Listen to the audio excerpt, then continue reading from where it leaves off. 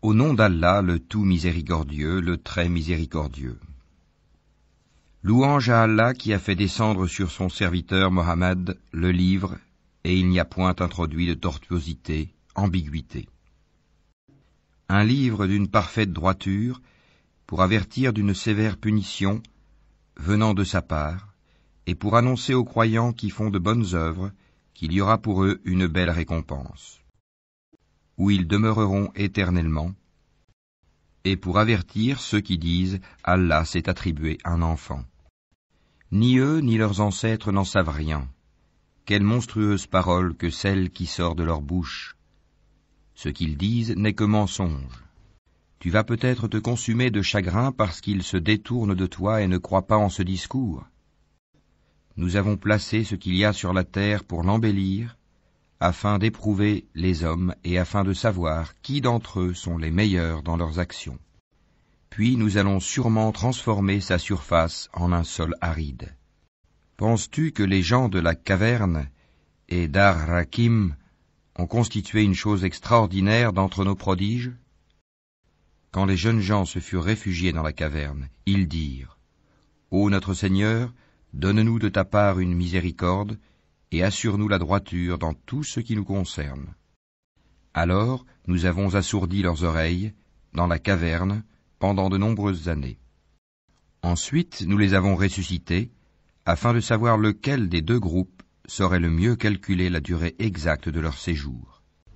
Nous allons te raconter leur récit, en toute vérité. Ce sont des jeunes gens qui croyaient en leur Seigneur, et nous leur avons accordé les plus grands moyens de se diriger dans la bonne voie. Nous avons fortifié leur cœur lorsqu'ils s'étaient levés pour dire « Notre Seigneur est le Seigneur des cieux et de la terre, jamais nous n'invoquerons de divinité en dehors de lui, sans quoi nous transgresserions dans nos paroles. Voilà que nos concitoyens ont adopté en dehors de lui des divinités. Que n'apporte-t-il sur elles une preuve évidente? Quel pire injuste, donc, que celui qui invente un mensonge contre Allah. Et quand vous vous serez séparés d'eux et de ce qu'ils adorent en dehors d'Allah, réfugiez-vous donc dans la caverne. Votre Seigneur répandra de sa miséricorde sur vous et disposera pour vous un adoucissement à votre sort. Tu aurais vu le soleil quand il se lève s'écarter de leur caverne vers la droite, et quand il se couche passer à leur gauche, tandis qu'eux-mêmes sont là dans une partie spacieuse de la caverne. Cela est une des merveilles d'Allah. Celui qu'Allah guide, c'est lui le bien guidé, et quiconque il égare, tu ne trouveras alors pour lui aucun allié pour le mettre sur la bonne voie. Et tu les aurais crus éveillés alors qu'ils dorment. Et nous les tournons sur le côté droit et sur le côté gauche, tandis que leur chien est à l'entrée, pattes étendues. Si tu les avais aperçus, certes, tu leur aurais tourné le dos en fuyant, et tu aurais été assurément rempli d'effroi devant eux. Et c'est ainsi que nous les ressuscitâmes, afin qu'ils s'interrogent entre eux. L'un parmi eux dit, « Combien de temps avez-vous demeuré là ?» Ils dirent, « Nous avons demeuré un jour ou une partie d'un jour. » D'autres dirent, « Votre Seigneur sait mieux combien de temps vous y avez demeuré. » Envoyez donc l'un de vous à la ville avec votre argent que voici, pour qu'il voie quel aliment est le plus pur et qu'il vous en apporte de quoi vous nourrir. Qu'il agisse avec tact et qu'il ne donne l'éveil à personne sur vous. Si jamais ils vous attrapent, ils vous lapideront ou vous feront retourner à leur religion, et vous ne réussirez alors plus jamais. Et c'est ainsi que nous fîmes qu'ils furent découverts, afin que les gens de la cité sachent que la promesse d'Allah est vérité, et qu'il n'y ait point de doute au sujet de leur. Aussi se disputèrent-ils à leur sujet, et déclarèrent-ils, « Construisez sur eux un édifice, leur Seigneur les connaît mieux. » Mais ceux qui l'emportèrent dans la discussion dirent, « Élevons sur eux un sanctuaire. » Ils diront, « Ils étaient 3 et le 4e était leur chien. » Et ils diront, en conjecturant sur leur mystère, qu'ils étaient 5, le 6e étant leur chien. Et ils diront, 7, le 8e étant leur chien. Dis, mon Seigneur connaît mieux leur nombre. Il n'en est que peu qui le savent.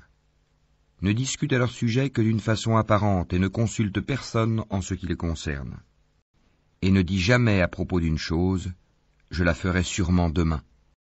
Sans ajouter, si Allah le veut, et invoque ton Seigneur quand tu oublies et dis, je souhaite que mon Seigneur me guide et me mène plus près de ce qui est correct. Or ils demeurèrent dans leur caverne 300 ans, et en ajoutèrent 9 années.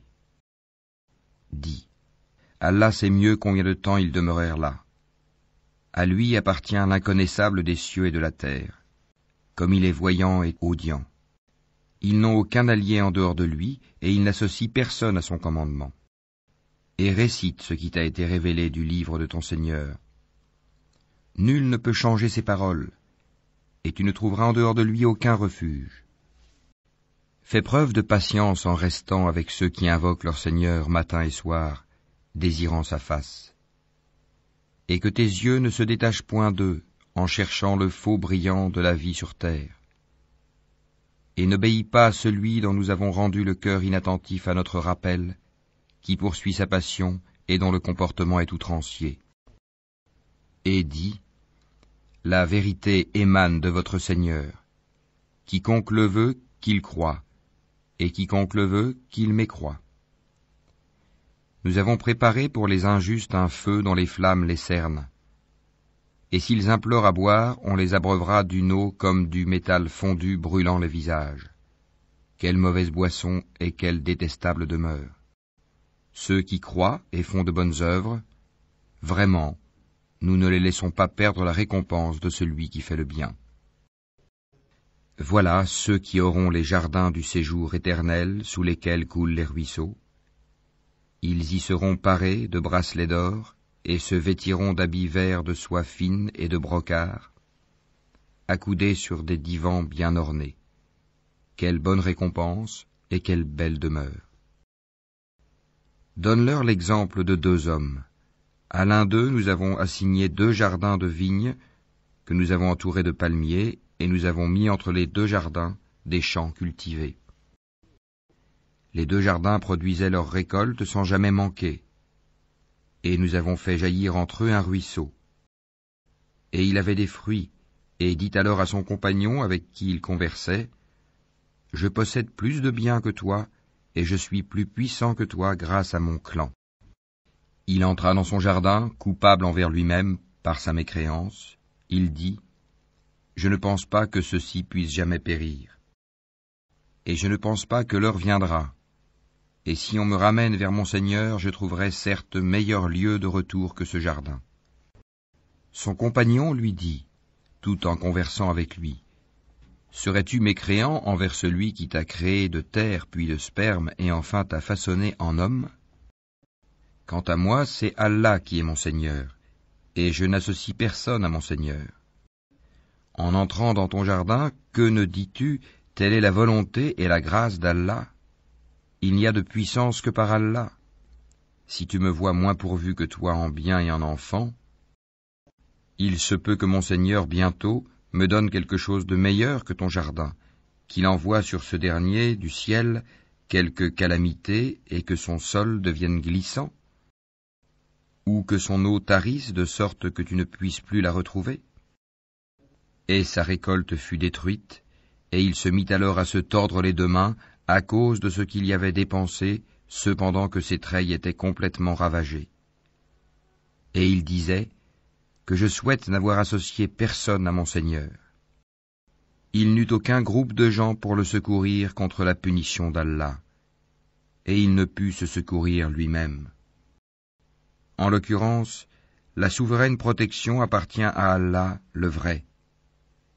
Il accorde la meilleure récompense et le meilleur résultat. Et propose-leur l'exemple de la vie ici-bas.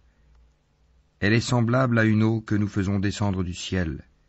La végétation de la terre se mélange à elle, puis elle devient de l'herbe desséchée que les vents dispersent. Allah est certes puissant en toutes choses. Les biens et les enfants sont l'ornement de la vie de ce monde. Cependant, les bonnes œuvres qui persistent ont auprès de ton Seigneur une meilleure récompense et suscitent une belle espérance. le jour où nous ferons marcher les montagnes et où tu verras la terre nivelée comme une plaine, et nous les rassemblerons sans en omettre un seul. Et ils seront présentés en rang devant ton Seigneur. Vous voilà venus à nous comme nous vous avons créé la première fois. Pourtant, vous prétendiez que nous ne remplirions pas nos promesses. Et on déposera le livre de chacun. Alors tu verras les criminels, effrayés à cause de ce qu'il y a dedans, dire « Malheur à nous, qu'a donc ce livre à n'omettre de mentionner ni péché véniel, ni péché capital ?» Et ils trouveront devant eux tout ce qu'ils ont œuvré. Et ton Seigneur ne fait du tort à personne. Et lorsque nous dîmes aux anges, prosternez-vous devant Adam, ils se prosternèrent, excepté Iblis, Satan, qui était du nombre des djinns, et qui se révolta contre le commandement de son Seigneur. Allez-vous cependant le prendre, ainsi que sa descendance, pour allier, en dehors de moi, alors qu'ils vous sont ennemis? Quel mauvais échange pour les injustes! Je ne les ai pas pris comme témoins de la création des cieux et de la terre, ni de la création de leur propre personne. Et je n'ai pas pris comme aide ceux qui égarent. Et le jour où il dira « Appelez ceux que vous prétendiez être mes associés », ils les invoqueront, mais eux ne leur répondront pas. Nous aurons placé entre eux une vallée de perdition. Et les criminels verront le feu, ils seront alors convaincus qu'ils y tomberont, et n'en trouveront pas d'échappatoire. Et assurément, nous avons déployé pour les gens dans ce Coran toutes sortes d'exemples. L'homme cependant est de tous les êtres le plus grand disputeur. Qu'est-ce qui a donc empêché les gens de croire lorsque le guide leur est venu, ainsi que de demander pardon à leur Seigneur, si ce n'est qu'ils veulent subir le sort des anciens ou se trouver face à face avec le châtiment? Et nous n'envoyons des messagers que pour annoncer la bonne nouvelle et avertir. Et ceux qui ont mécru disputent avec de faux arguments afin d'infirmer la vérité et prennent en raillerie mes versets, le Coran, ainsi que ce châtiment dont on les a avertis. Quel pire injuste que celui à qui on a rappelé les versets de son Seigneur et qui en détourna le dos, en oubliant ce que ses deux mains ont commis. Nous avons placé des voiles sur leur cœur, de sorte qu'ils ne comprennent pas le Coran, et mis une lourdeur dans leurs oreilles. Même si tu les appelles vers la bonne voie, jamais ils ne pourront donc se guider. Et ton Seigneur est le pardonneur, le détenteur de la miséricorde. S'ils s'en prenaient à eux pour ce qu'ils ont acquis, il leur hâterait certes le châtiment. Mais il y a pour eux un terme fixé pour l'accomplissement des menaces contre lequel ils ne trouveront aucun refuge. Et voilà les villes que nous avons fait périr quand leurs peuples commirent des injustices, et nous avons fixé un rendez-vous pour leur destruction. Rappelle-toi quand Moïse dit à son valet « Je n'arrêterai pas avant d'avoir atteint le confluent des deux mers, dussé-je marcher de longues années. » Puis, lorsque tous deux eurent atteint le confluent, ils oublièrent leur poisson, qui prit alors librement son chemin dans la mer. Puis, lorsque tous deux eurent dépassé cet endroit, il dit à son valet « Apporte-nous notre déjeuner, nous avons rencontré de la fatigue dans notre présent voyage. » Le valet lui dit « Quand nous avons pris refuge près du rocher, vois-tu, j'ai oublié le poisson. Le diable seul m'a fait oublier de te le rappeler. » Et il a curieusement pris son chemin dans la mer. Moïse dit « Voilà ce que nous cherchions. » Puis ils retournèrent sur leurs pas, suivant leurs traces. Ils trouvèrent l'un de nos serviteurs à qui nous avions donné une grâce de notre part et à qui nous avions enseigné une science émanant de nous. Moïse lui dit « Puis-je te suivre à la condition que tu m'apprennes de ce qu'on t'a appris concernant une bonne direction ?» L'autre dit « Vraiment, tu ne pourras jamais être patient avec moi. Comment endurerais-tu des choses que tu n'embrasses pas par ta connaissance ?» Moïse lui dit « Si Allah veut, tu me trouveras patient, et je ne désobéirai à aucun de tes ordres. » « Si tu me suis, dit l'autre, ne m'interroge sur rien tant que je ne t'en aurai pas fait mention. » Alors les deux partirent, et après qu'ils furent montés sur un bateau, l'homme y fit une brèche. Moïse lui dit, « Est-ce pour noyer ces occupants que tu l'as ébréché? Tu as commis certes une chose monstrueuse. » L'autre répondit, « N'ai-je pas dit que tu ne pourrais pas garder patience en ma compagnie? » « Ne t'en prends pas à moi, dit Moïse, pour un oubli de ma part, et ne m'impose pas de grandes difficultés dans mon affaire. » Puis ils partirent tous deux. Et quand ils eurent rencontré un enfant, l'homme le tua. Alors Moïse lui dit, « As-tu tué un être innocent qui n'a tué personne? Tu as commis certes une chose affreuse. » L'autre lui dit, « Ne t'ai-je pas dit que tu ne pourrais pas garder patience en ma compagnie? Si après cela je t'interroge sur quoi que ce soit, dit Moïse, alors ne m'accompagne plus. Tu seras alors excusé de te séparer de moi. » Ils partirent donc tous deux, et quand ils furent arrivés à un village habité, ils demandèrent à manger à ses habitants, mais ceux-ci refusèrent de leur donner l'hospitalité. Ensuite, ils y trouvèrent un mur sur le point de s'écrouler. L'homme le redressa. Alors Moïse lui dit, « Si tu voulais, tu aurais bien pu réclamer pour cela un salaire. » « Ceci marque la séparation entre toi et moi, dit l'homme. Je vais t'apprendre l'interprétation de ce que tu n'as pas pu supporter avec patience. Pour ce qui est du bateau, il appartenait à des pauvres gens qui travaillaient en mer. Je voulais donc le rendre défectueux, car il y avait derrière eux un roi qui saisissait de force tout bateau. Quant aux garçons, ses pères et mères étaient des croyants. Nous avons craint qu'il ne leur imposât la rébellion et la mécréance. Nous avons donc voulu que leur Seigneur leur accordât en échange un autre plus pur et plus affectueux.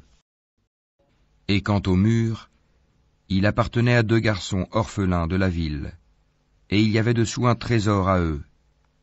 Et leur père était un homme vertueux.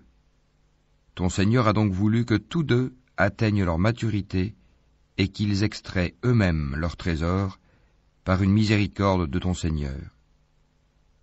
Je ne l'ai d'ailleurs pas fait de mon propre chef. Voilà l'interprétation de ce que tu n'as pas pu endurer avec patience. Et il t'interroge sur Dhul-Qarnayn. Dis, je vais vous en citer quelques faits mémorables. Vraiment, nous avons affermi sa puissance sur terre, et nous lui avons donné libre voie à toute chose. Il suivit donc une voie. Et quand il eut atteint le couchant, il trouva que le soleil se couchait dans une source boueuse, et auprès d'elle, il trouva une peuplade impie. Nous dîmes, ô Dhul-Qarnayn, ou tu les châties, ou tu uses de bienveillance à leur égard.